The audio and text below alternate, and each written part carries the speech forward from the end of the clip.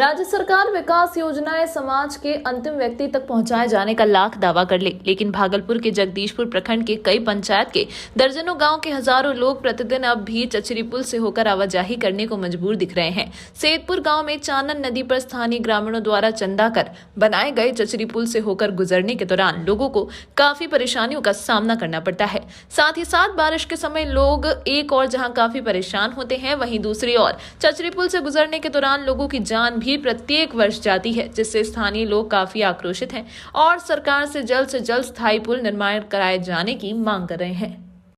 बहुत परेशानी है। क्या पुल नहीं बन रहा है, आदमी डूबता है, मरता है। सरकार कुछ नहीं ध्यान देता है। बिल्कुल नहीं देता है। 10-15 साल से बन ही रहा है पुल। यहाँ पे आता है जाता है घूम के। क्या चाहते हैं सरकार से? यही चाहते हैं बने पुल, आप लोग की परेशानी कम हो। अभी परेशानी है, बहुत परेशानी है। अब की बार हम सब नीतीश सरकार को वोट नहीं देंगे। यहाँ पे क्यों नहीं दीजिएगा? ये को पुल नहीं बनवा सकता है तो वोट काहे के लिए देंगे उसको? हम वोट नहीं देंगे उसको। कितना का आबादी प्रभावित? कम से कम 15,000 डेली इसमें आदमी जाता आता है। इस पे रोज 1000 सुनते हैं इसमें डूब कर भी मर। हाँ, अगला साल 4 आदमी डूब के मरा था। पानी ज्यादा आ गया, वो पार होने लगा, बस गिर गया वो। सरकार कोई ध्यान नहीं, कोई ध्यान नहीं यहाँ पे।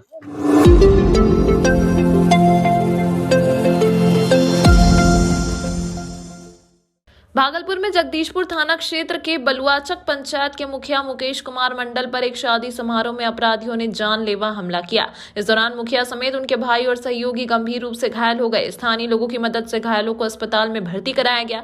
घटना देर रात की है। मुखिया मुकेश कुमार मंडल एक शादी समारोह में शामिल होने के लिए गए थे, तभी अपराधियों ने पिस्टल से वट से मारकर घायल कर दिया। इस दौरान भाई और सहयोगियों पर भी हमला कर दिया। मुकेश कुमार मंडल ने मारपीट का आरोप गाँव के ही सरपंच जवाहर यादव समेत 6 लोगों पर लगाया है। इससे पहले भी 2 बार अपराधियों ने हमला किया था। वारदात के बाद से पूरे परिवार के लोग डरे सहमे हुए हैं। इस संबंध में जगदीशपुर थाना अध्यक्ष रंजीत कुमार ने बताया कि 6 लोगों के खिलाफ केस दर्ज किया गया है। अपराधियों की गिरफ्तारी के लिए छापेमारी की जा रही है। दोषियों को किसी भी कीमत पर छोड़ा नहीं जाएगा।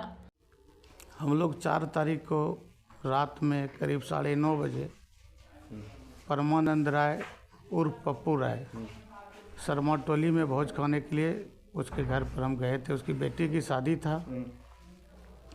पहले से वहाँ घात लगाए बलुआचक के वर्तमान सरपंच जवाहरलाल यादव, उनका बेटा रणवीर यादव, उनका भाई दौलत यादव और डबलू यादव और अम्बरन यादव और गुंजन यादव, ये लोग पहले से सब वहाँ मौजूद था। हम जैसे गए तो टेबल वहाँ भरा हुआ था, तो हम बगल में बैठ गए। बैठ जाने के बाद 1 मिनट भी नहीं हुआ और पीछे से आकर के रणवीर यादव भिड़ गया और मेरे माथे पर पिस्टल निकाल करके 2-3 बार मेरे माथा पे मार दिया। मारने के बाद हम थोड़ा मूर्छित हो गए। मेरे बगल में ये जो बैठे थे भाई, उसको भी मारने लगा और मेरा गला आकर के जवाहर यादव पकड़ लिया। पकड़ने के बाद बोला, आज मादन को मारिए देंगे, तुम 10 लाख पैसा दो। हम बोले क्या चीज़ का, तुम रंगबाजी मांग रहे हो? तो जो समझो।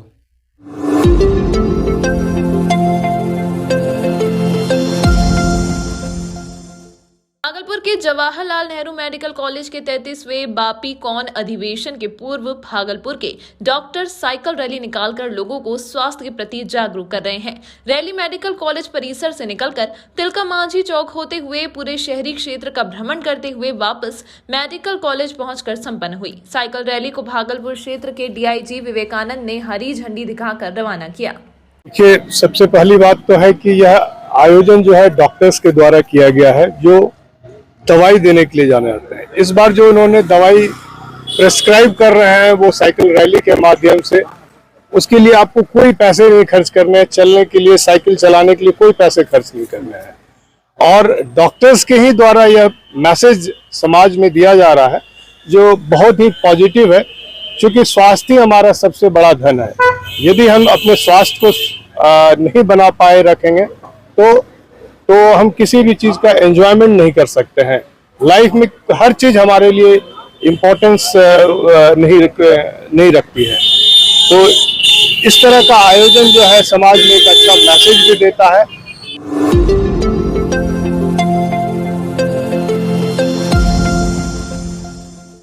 भागलपुर के जवाहरलाल नेहरू चिकित्सा महाविद्यालय के एमबीबीएस के छात्रों का धरना प्रदर्शन फिर से शुरू हो गया है।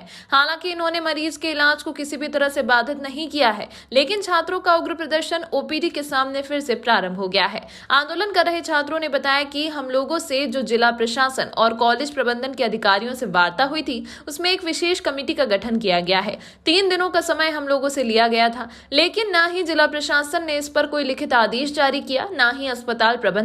हम लोग 5 सूत्री मांगों के समर्थन में आंदोलन कर रहे हैं। अब तक एक भी मांग हम लोगों की पूरी नहीं हुई। ऐसे में अब हम लोग कमेटी की रिपोर्ट का इंतजार कर रहे हैं। अगर हमारे हित में यह जांच रिपोर्ट नहीं आई तो आगे की रणनीति तय कर हम लोग फिर से उग्र आंदोलन के लिए बाध्य हो जाएंगे। एडमिनिस्ट्रेशन की तरफ से अब तक रिटर्न हम लोग कुछ भी नहीं दिया गया है। सिर्फ बोला गया है कि सब कुछ होगा, पर अभी तो हुआ कुछ नहीं है और ना ही कुछ रिटर्न दिया गया है। अच्छा, हॉस्टल को लेके भी बस बोले हैं टीचर्स कि हाँ हम लोग बात कर रहे हैं, देख रहे हैं, पर उसके लिए भी कुछ भी नहीं दिया गया। अभी तक बोले 72 आवर का टाइम लिए है, जबकि अब तक 48 आवर अराउंड हो चुका है।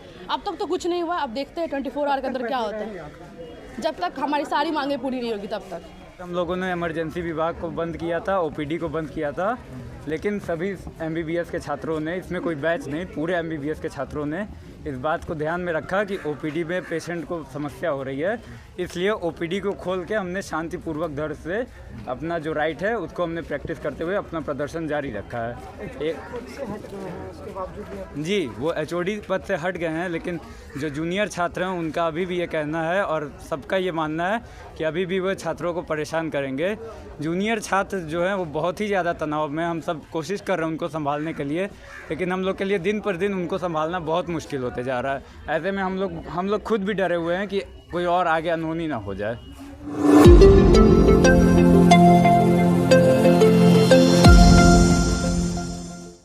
बीपीएससी की ओर से आयोजित सहायक अभियोजन पदाधिकारी परीक्षा 2023 में बरारी आरएचएमटी लेन के विजयकांत कुमार ने प्रथम प्रयास में ही सफलता हासिल की। वे सहायक अभियोजन पदाधिकारी चयनित हुए हैं। विजयंत कुमार भागलपुर के मूल रूप से निवासी हैं। उनके पिता की मौत हो चुकी है। इस दौरान पढ़ाई में उनको कई कठिनाइयों का सामना करना पड़ा, लेकिन परिवार वाले उन्हें हौसला देते रहे। आखिरकार उन्होंने मुकाम हासिल कर लिया।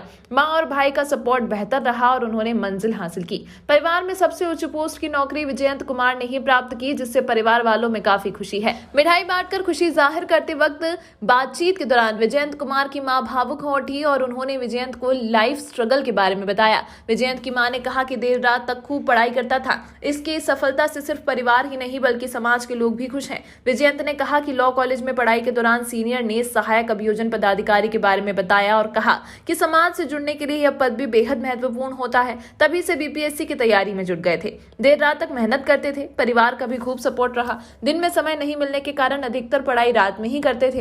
रात में करीब 4 घंटे तक पढ़ाई करते थे। प्रारंभिक विद्यालय के बाद उन्होंने टीएमबीयू से स्नातक के बाद एलएलबी तक पढ़ाई टीएनबी कॉलेज से की थी।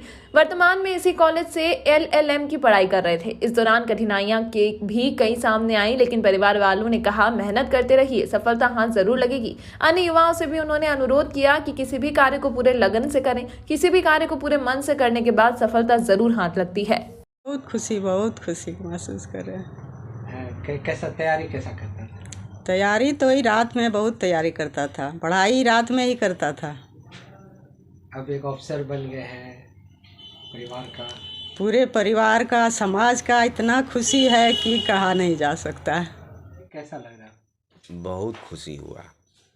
पहला ऐसा लड़का निकला जो इस खानदान में जो कि सबसे हायर पोस्ट पे गया है और गजेटेड ऑफिसर जिसको बोला जाता है। लोग सोचता है कि क्लास 1 ऑफिसर हम बने। पहला ये खुशखबरी देने वाला इस खानदान में लड़का हुआ। कितना बदमाश, शरारती कितना था? शरारती जो होना चाहिए बचपन में, वैसा कुछ विशेष शरारती नहीं था ही। नहीं। पढ़ाई में कैसा था आपके? पढ़ाई में ठीक रहा है, सब दिन ठीक रहा है। हाँ। क्या कहेंगे छोटे भाई को? अरे अब सफलता मिल गया है, बस आगे ईमानदारी से अपना जो है मेहनत से, लगन से काम करते रहिए और ऊंचा बढ़िए। जब लॉ कॉलेज में मैं पढ़ रहा था तो उस समय मुझे बताया गया, या जो हमारे सीनियर लोग थे वो बताया कि अभियोजन पदाधिकारी कर भी एक पद होता है जिसमें कि बहुत ही अच्छा मौका मिलता है समाज से जुड़ने का और समाज के लिए कुछ करने का। तब से मैंने बीपीएससी के लिए तैयारी करना शुरू किया, जुडिशियल सर्विसेज के लिए तैयारी करना शुरू किया और लगातार तैयारी करता रहा। आखिरकार सबों के आशीर्वाद से हमारा सपना साकार हुआ। कितना घंटा तैयारी करते थे इसमें? कोई मतलब फिक्स पैटर्न नहीं था, चूँकि दिन में काम वगैरह में या इधर उधर इंगेजमेंट होता था, तो ज़्यादातर मैं रात को ही समय देता था। रात को डेली का 4-4.5 घंटा मेरा कंपलसरी था कि मैं पढ़ता था और कंटिन्यूस स्टडी करने से ही जो है मुझे ये मुकाम प्राप्त हुई है। प्रारंभिक शिक्षा कहाँ से प्राप्त? प्रारंभिक शिक्षा मेरी हाई स्कूल बरारी से हुई। हाई स्कूल बरारी से मैंने मैट्रिक पास किया, उसके बाद फिर टीएनबी लॉ कॉलेज भागलपुर से मैंने एलएलबी करा। उसके बाद परिवार का कितना साथ मिलता था पढ़ाई में? परिवार का पूरा साथ मिलता था, बहुत सारी असफलताएं भी हाथ लगी।